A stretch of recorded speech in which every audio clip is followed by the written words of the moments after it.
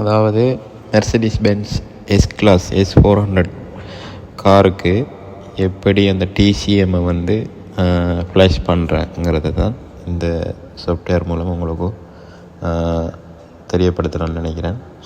அதாவது ஒரு காரானது டிசிஎம் இருந்துச்சுன்னா டிரான்ஸ்மிஷன் கண்ட்ரோல் மொடூல், ஒரு கியர் பாக்ஸ் இயங்குறதுக்கு அதுக்கு ஒரு மொடூல் ஒன்று தேவைப்படுது அந்த ப்ரோக்ராமை ரன் பண்ணுறதுக்கு.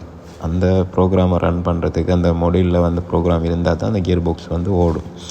அப்போ அந்த கியர் பாக்ஸ் வந்து சில டைமில் வந்து ப்ரோக்ராம் வந்து ஃப்ளஷ் ஆனிச்சுன்னா கியர் பாக்ஸ் வந்து ஷட் டவுன் ஆயிடும். ஷட் டவுன் ஆகினா கார் வந்து முன்னுக்கு பின்னுக்கு மூவ் ஆகாது. அதால் அந்த இதுக்கு திருப்பி அதை ஃப்ளாஷ் பண்ணிவிட்டு பழைய ப்ரோக்ராமை ஃப்ளாஷ் பண்ணிவிட்டு திருப்பி எப்படி ரீப்ளேஸ்மெண்ட் ப்ரோக்ராம் பண்ணுறங்கிற முறை தான் இது. ஒரு எஸ் கிளாஸ் காருக்கு எப்படி ப்ரோக்ராம் பண்ணுறங்கிறது தான் இந்த முறை. இதில் பார்த்தீங்கன்னு சொன்னால் உங்களுக்கு விளங்கும். அதாவது ஓபிடி இதில் கனெக்ட் பண்ணி இந்த லேப்டாப்பில் கனெக்ட் பண்ணிவிட்டு அதில் வந்து ப்ரோக்ராமை எப்படி இதுங்கிற முறை தான் இது. இதை பார்த்தா உங்களுக்கும் விளங்கும். ஆனால் இந்த சாஃப்ட்வேர் வந்து எல்லாருக்கும் கிடைக்காது. இது மெர்சிடிஸ் பென்ஸ் கம்பெனியில் மட்டும்தான் இருக்கி. மற்ற வெளியில் வந்து உங்களுக்கு ப்ராக்டிக்கல் பண்ணுறதுக்கோ இதுக்கோ வந்து கிடைக்காது இந்த சாஃப்ட்வேர்.